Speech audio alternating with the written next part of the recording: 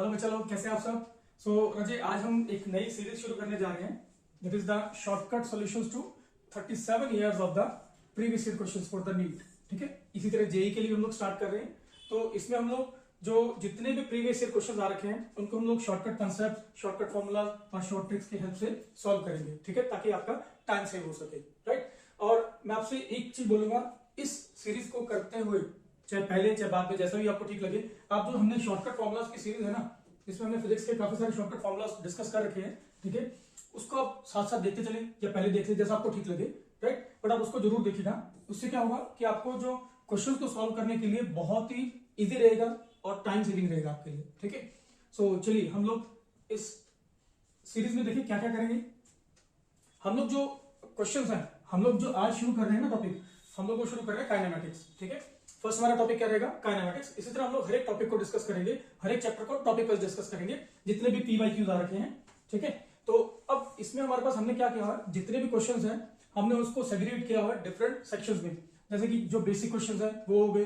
ठीक है, जैसे इस वाले चैप्टर में डिफरेंशिएशन बेस्ड है या इंटीग्रेशन बेस्ड है, या जो टॉपिक है हमारे पास एवरेज स्पीड या एवरेज वेलोसिटी इसके बेस पे है, या इक्वेशंस ऑफ मोशन है इसके बेस पे क्वेश्चंस आ रखे हैं, रिलेटिव मोशन के बेस पे आ रखे हैं, और ग्राफिकल क्वेश्चंस हैं। तो हम लोग जो आज डिस्कस करने जा रहे हैं टॉपिक इस लेक्चर में, दैट इज द काइनेमेटिक्स 1, जिसमें हमारे पास कवर करेंगे हम लोग uniform motion and the motion under gravity. ठीक है, सो चलिए हम लोग स्टार्ट करते हैं। तो फर्स्ट हम लोग देख रहे हैं बेसिक क्वेश्चंस।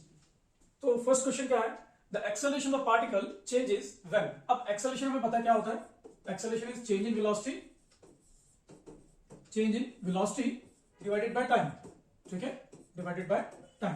ठीक, अब हमारे पास चेंज इन वेलोसिटी होगा जो, तो उस केस में एक्सेलरेशन चेंज होगी। तो velocity is a vector quantity. Velocity क्या है, वेक्टर क्वांटिटी, वेक्टर क्वांटिटी।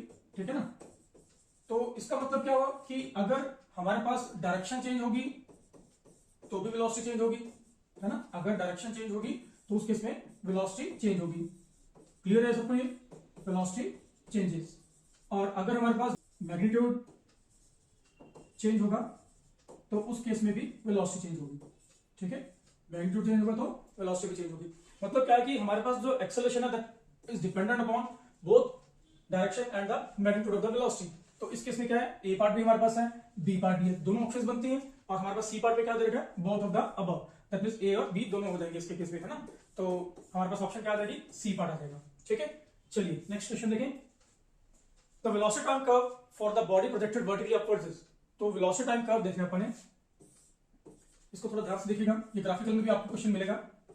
तो देखिए सबसे पहले क्या होता है, जैसे हम लोग बॉडी को ऊपर फेंकते हैं, बॉडी को ऊपर फेंकेंगे तो दैट मींस इनिशियली बॉडी के पास कुछ ना कुछ वेलोसिटी है। अब बॉडी ऊपर जा रही है, हाईएस्ट पॉइंट पे पहुंच के उसकी वेलोसिटी 0, दैट मींस वेलोसिटी हमारे पास कम होती जाएगी, ये कम हो गई। ठीक है, इस पॉइंट पे आके वेलोसिटी कितनी होगी, लेट्स से टाइम t है, तो यहाँ पे आके वेलोसिटी कितनी हो जाएगी, 0 हो जाएगी। ठीक है, उसके बाद बॉडी नीचे आएगी, बट उसकी वेलोसिटी इंक्रीज होगी, बट उसकी डायरेक्शन ऑपोजिट हो जाएगी।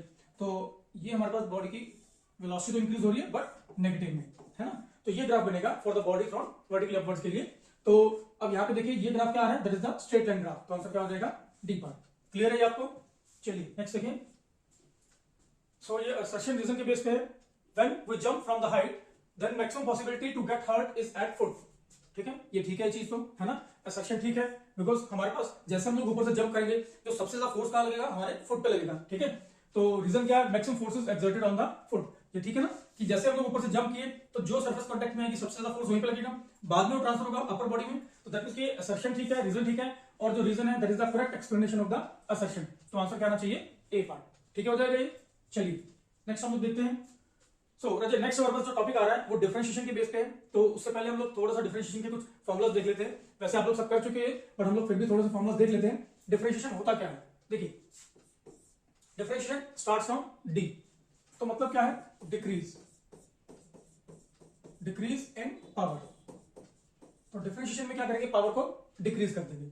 उसके अलावा क्या करते हैं हम लोग, यहां पे power is multiplied with the function. ठीक है, ये सब क्या है हम लोग अभी देखते हैं क्या है। देखिए लेट्स सपोज हमारे पास कोई भी फंक्शन है, ठीक है, कोई भी हम लोग फंक्शन ले लेते हैं, let's say x power n। ठीक है, ये फंक्शन है where n is any constant.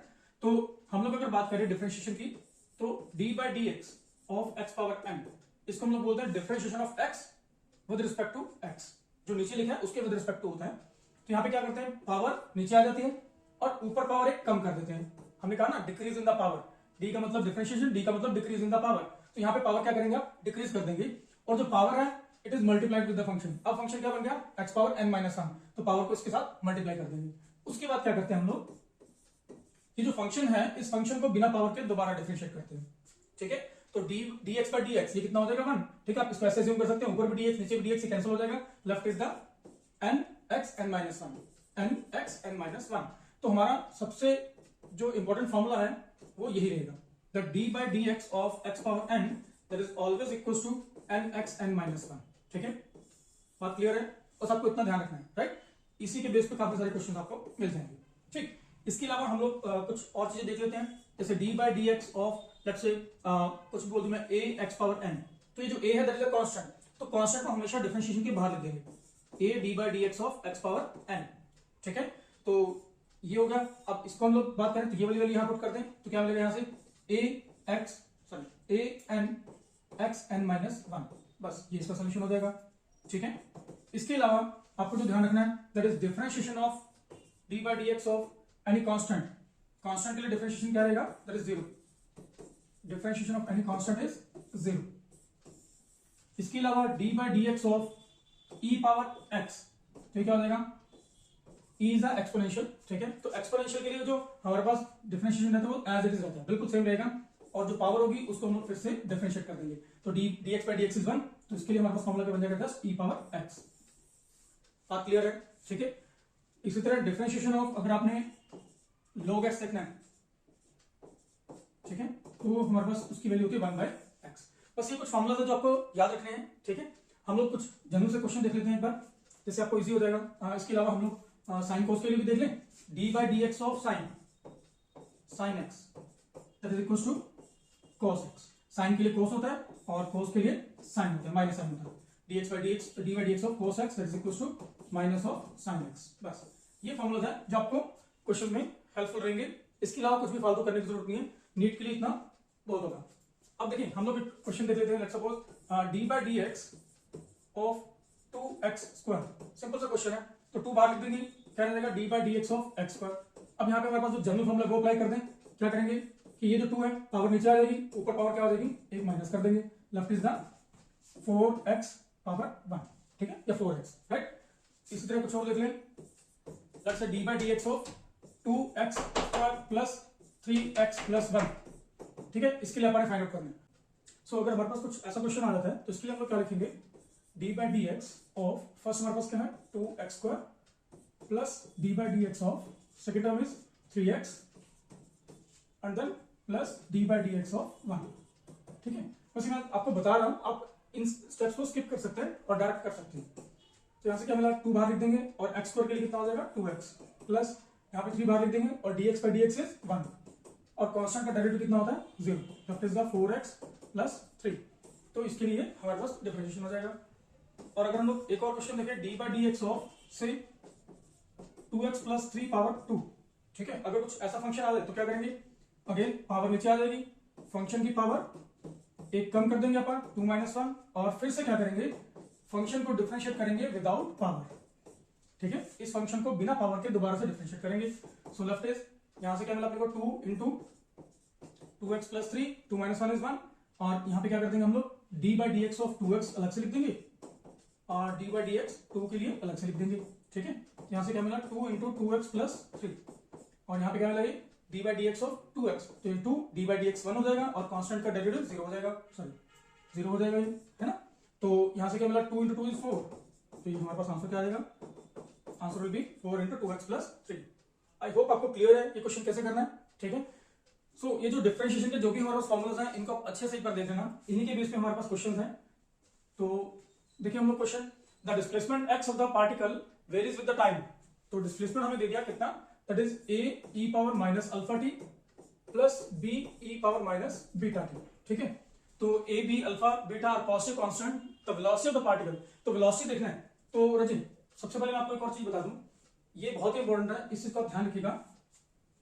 क्या ध्यान रखना है कि अगर आपके पास डिस्प्लेसमेंट गिवन है और वेलोसिटी फाइंड आउट करनी है और एक्सेलरेशन फाइंड आउट करनी है, तो आप क्या करोगे, डिफरेंशिएशन करोगे, ठीक है। डिस्प्लेसमेंट का डिफरेंशिएशन वेलोसिटी होता है, वेलोसिटी का डिफरेंशिएशन एक्सेलरेशन होता है, ठीक है। दैट मींस कि जो v होता है that is equals to dx by dt। अब यहाँ पे differentiation with respect to time है, और एक्सेलरेशन के लिए फॉर्मूला क्या होता है, dv by dt, ठीक है। तो ये फॉर्मूला ध्यान रखेंगे आप साथ में। चलिए नेक्स्ट हम लोग देखते हैं इस क्वेश्चन को। अब हमें वेलोसिटी देखना ना, तो वेलोसिटी के लिए क्या करेंगे, differentiation of displacement is velocity, ठीक है। तो यहां से क्या मिला, d by dt ऑफ किसका, सबसे पहले a power e power minus alpha t plus d by dt of d e power minus beta t, ठीक है। तो अब हम लोग क्या करेंगे, इसमें a कांस्टेंट बाहर लिख देंगे, और इसके लिए क्या हुआ, हमने बताया था कि d by dt of e power से एनी फंक्शन, ठीक है। जैसे हमें यहाँ पे दिया हुआ माइनस अल्फा टी, तो इसके लिए हमारे पास डिफरेंशिएशन क्या होगा, सेम होगा। और फिर हमने क्या बताया था कि जस्ट पावर को हम लोग दोबारा से डिफरेंशिएट कर देंगे, तो यहाँ से क्या मिलेगा, माइनस अल्फा, ठीक है, और e power minus alpha T, और d by dt of t कितना हो जाएगा, वो 1 हो जाएगा, है ना, ये 1 हो जाएगा। Left is minus alpha e power minus alpha T, ठीक है।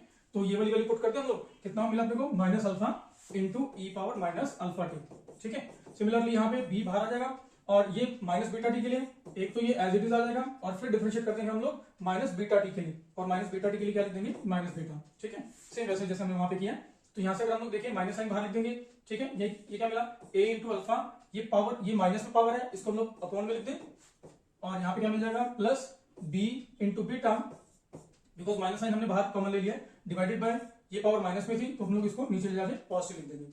अब देखिए, अब हमें क्या दिया हुआ है, velocity is independent of beta, तो वेलोसिटी में तो बीटा आ रहा है, ठीक है। तो velocity is not independent of beta, drops to zero when alpha is equals to beta.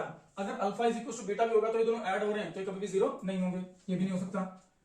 Go on decreasing with time and go on increasing with time, तो जैसे हमारे पास टाइम इंक्रीज करेगा, अब यहाँ पे इस चीज को ध्यान से समझिएगा, मैं मानता हूं कि आप यहां तक कर लेंगे, ठीक है, बट इसके बाद ध्यान देने वाली चीज है कि अगर हमारा टाइम हमारे पास इंक्रीज कर रहे हैं, तो टाइम इंक्रीज करेगा तो ये हमारे पास अपॉन में पावर है, ठीक है। तो जो e की पावर है वो बढ़ रही है, अगर e की पावर बढ़ेगी तो v तो इसके इनवर्स प्रोपोर्शन में है, दैट मींस कि v की वैल्यू डिक्रीज होनी चाहिए, मतलब v की वैल्यू डिक्रीज करेगी, ठीक है। बट v की वैल्यू को अगर हम लोग देखें तो यहाँ पे v क्या है, नेगेटिव है, तो नेगेटिव में जितनी वैल्यू हमारे पास डिक्रीज करती है, ठीक है, दैट मींस कि वो उतनी ही इंक्रीज हो रही है। बात समझ रहे हैं मेरी बात, नेगेटिव में जितनी वैल्यू कम होती जाएगी मतलब उसकी वैल्यू उतनी ही ज्यादा है। जैसे हम लोग देखें कि जो 3 है that is greater than 2, but -3 is less than -2, मतलब जितनी वैल्यू नेगेटिव में कम होगी वो उतनी बड़ी होगी, है ना। तो यहाँ पे नेगेटिव में वैल्यू डिक्रीज करती जा रही है, डिक्रीज करने का मतलब क्या, छोटी होती जा रही है, तो छोटी वाली वैल्यू हमेशा बढ़ती है, ठीक है ना। तो it goes on increasing with the time, ठीक है। आई होप आपको क्वेश्चन क्लियर है ये वाला। चलिए नेक्स्ट हम लोग क्वेश्चन देखते हैं। A particle moves along a straight line at the time t, the distance x of the particle from O is given by, x हमें दे रखा है कितना, 40 plus 12t minus t power 3, ठीक है। How long would the particle travel before coming to rest? तो हमें क्या बोला उन्होंने कि पार्टिकल कितना चलेगा, मतलब x की वैल्यू कितनी होगी, x की वैल्यू कितनी होगी before it comes to rest. Rest का मतलब वेलोसिटी कितनी हो जाएगी, 0 हो जाएगी। तो ये हमारे पास कंडीशन दे दी हमें, तो हम लोग क्या करेंगे, हमें पता है वेलोसिटी के लिए हम लोग क्या लिखेंगे, dx by dt which is equals to, हाँ जी 40 का डिफरेंशिएशन कितना होगा, 0, कांस्टेंट डेरिवेटिव 0, और 12t के लिए कितना हो जाएगा 12, बिकॉज t के लिए कितना हो जाएगा 1, माइनस t पावर 3 है तो क्या लिख देंगे 3t, ऊपर पावर 1 कम कर देंगे, so left is the v is equals to 12 minus 3t square. अब हमें ये बताया हुआ है कि हमारी कंडीशन है कि वेलोसिटी 0 होगी, वेलोसिटी 0 होगी तो कितने टाइम पे होगी, तो ये हम लोग देख सकते हैं, ये हमारे पास अब 0 हो जाएगी, तो ये v के वैल्यू 0 पुट कर दी, तो यहां से हमें क्या मिला, that 3t square is equals to 12।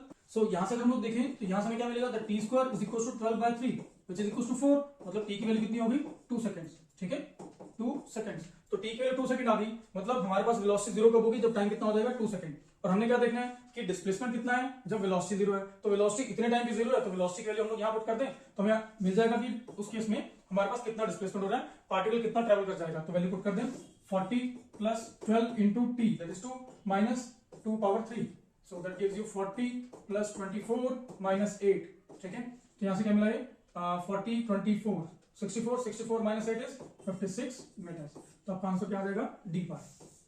I hope आपको क्लियर है वाला क्वेश्चन। सो इस क्वेश्चन में हमारे पास क्या दे रखा है, that is x is equals to alpha t power 4 plus beta t square plus gamma t plus delta. तो हमें रेशियो फाइंड आउट करने इनिशियल वेलोसिटी का इनिशियल एक्सेलरेशन, तो हमें अगर वेलोसिटी फाइंड आउट करनी है तो हम लोग क्या लिखेंगे dx by dt, तो हम लोग x का डिफरेंशिएशन कर दें, अल्फा कांस्टेंट है, t पावर 4 के लिए डिफरेंशिएशन क्या हो जाएगा 4t क्यूब, ठीक है। उसके बाद बीटा कांस्टेंट है, t पावर 2 के लिए कितना हो जाएगा 2t और गामा इंटू टी के लिए क्या हो जाएगा 1 और डेल्टा इज कांस्टेंट तो डेरिवेटिव 0। तो वेलोसिटी के लिए एक्सप्रेशन क्या आ गया 4 अल्फा टी क्यूब और 2 बीटा टी प्लस गामा। तो ये वेलोसिटी के लिए एक्सप्रेशन आ गया। अब वेलोसिटी को डिफरेंशिएट कर दो तो क्या मिल जाएगा अपने को acceleration. So that gives you 4 alpha T power 3 के लिए क्या आ जाएगा 3t स्क्वायर प्लस 2 बीटा और गामा के लिए कितना हो जाएगा 0। सो that is 12 alpha T power 2 plus 2 beta. तो ये हमारे पास एक्सेलरेशन की वैल्यू होगी। ठीक है, पर हमें क्या देखना है अभी initial velocity and initial acceleration. तो इनिशियल का मतलब क्या हुआ जब टाइम कितना हो जाए 0 हो जाए। तो जब टाइम 0 है तो यहाँ पे पुट करते हैं लेट्स से इक्वेशन नंबर 1 और इक्वेशन नंबर 2।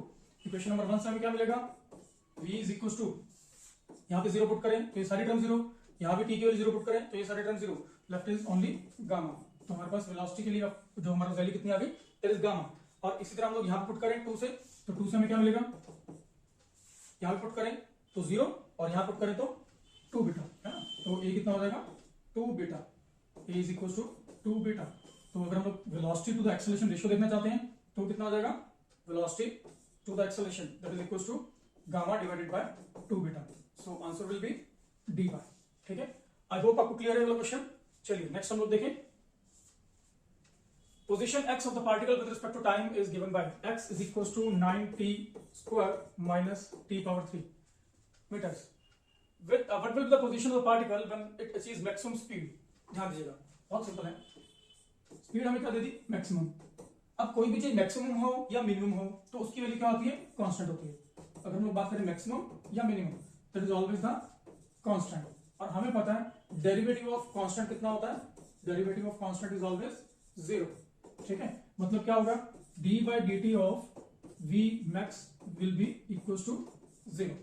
ठीक है, चलिए तो हम लोग सबसे पहले वेलोसिटी फाइंड आउट करते हैं। तो वेलोसिटी के लिए क्या लिख देंगे d by d t of x, x कितना है 9t square minus d by d t of t power 3। तो यहां से क्या मिला 9t स्क्वायर के लिए कितना लिख देंगे 2t माइनस t क्यूब के लिए कितना हो जाएगा 3t स्क्वायर और it is equal to 18t minus 3t square.